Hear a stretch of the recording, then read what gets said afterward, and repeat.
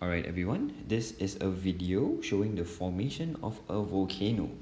Specifically, I'm going to focus on both, not specifically on both, I will focus on both types of volcano when it comes to formation. Okay, you realize the formation process is actually the same, but it's nevertheless useful for you to be able to draw them out and see how it happens, because you never know what's going to be expected of you. Okay, I hope this helps in your revision. So this is my stratovolcano. If you can tell, it has a secondary pipe. So notice how I draw it. The idea is I'm going to show that there is a bowl-shaped opening called the crater over here, which I will label. There is the opening itself called the vent. There is the pipe. And there is the secondary pipe. This one arises from the formation of a volcano where the lava arises from the magma chamber. Oh yeah. And also finally, please note the sides of the volcano itself. Here is steep, whereas here is gentle. It's trying to show a concave shape. Okay. Now lastly, you need to be able to show that this is made up of various layers of lava and dust and ash that have solidified over the years. Okay. Whether or not you choose to shade, I will leave that up to you and what you have already decided with your class teacher. But what is important is that it is labeled layers of hardened lava, dust, and ash. Okay, this would be the labeled diagram to show how it happens and for you to be able to distinguish what it looks like. Okay, a few key things to note when it comes to a stratovolcano. As mentioned before, the gradient, this one is steep at the top, gentle at the bottom. There is a secondary pipe over here. It is tall relatively, reason being, especially when you're going to compare to a shield volcano. On the formation process itself, what would you write? Yeah. So we begin with the fact that there is a magma chamber with high silica lava. Okay, from the melted crust, if you would like to add on, but not needed. At the very least, you need to acknowledge that there is high silica lava. The very first layer, this part, is important because it will show what is the original shape. Remember, a stratovolcano is tall.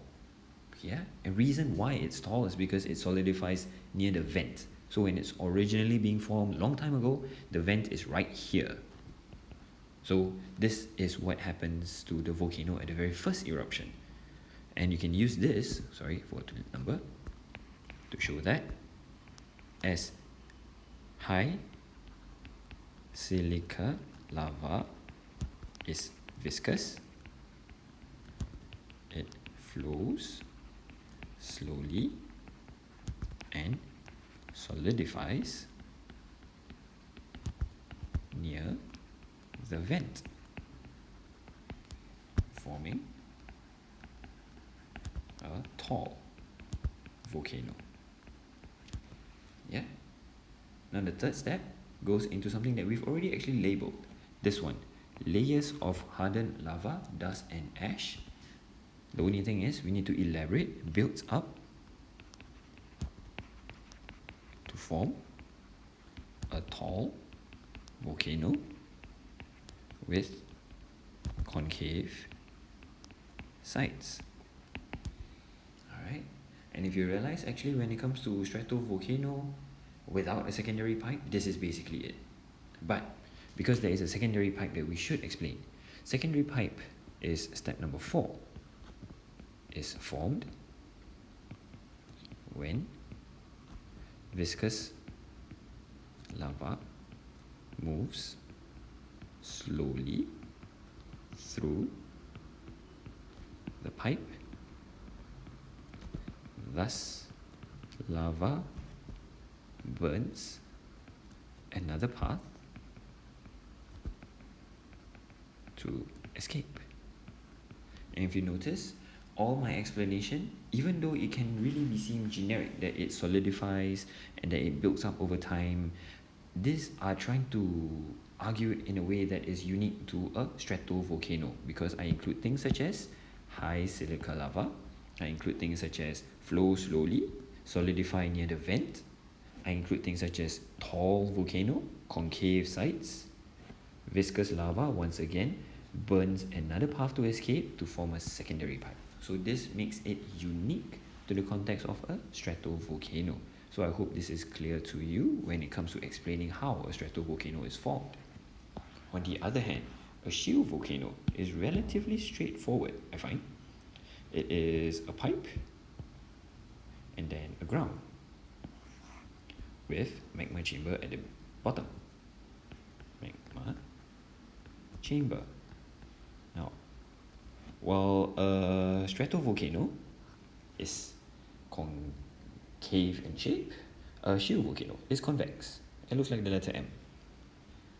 But it doesn't change the fact that there is a vent for the lava to come out from and a crater, which is a bowl-shaped opening. Now, this has to be a feature of your volcano. It cannot just be a perfect shield per se. This will be the pipe, and this would be the various layers of the lava, which would similarly follow in shape. Please keep this in mind. Okay, again, you should label them layers of hardened lava. Now, for a shield volcano, unlike a stratovolcano, there isn't a lot of pyroclastic material, but there is still dust and ash. Yeah, so you should label layers. As mentioned earlier, whether or not you choose to shade any of the layers, that's up to you. Okay, let's go into the process. Okay, magma chamber with low silica lava erupts. Okay, this is step number 1. Now, step number 2 is dependent on the shape. If just like before, for stratovolcano, what matters is that it solidifies near the vent. For the second one, for a shield volcano, you need to be able to say that low silica lava with low viscosity travels far from vent and solidifies. Okay, and just like before, step number 3, layers of hardened lava, dust and ash forms a volcano with convex shape. For those of you not familiar, convex shape means gentle at the top, steeper at the bottom. If you don't want to say convex shape, you want to say that it forms a volcano with that is gentle at the top, steep at the bottom, you're perfectly fine to do so. Alright, now because there's no secondary pipe going on here, that's about it. You're already done. Okay, now again, these are annotated diagrams with the steps explained. If it comes to drawing of a label diagram, the steps should feature as a paragraph below. It depends on the question. I hope this helps.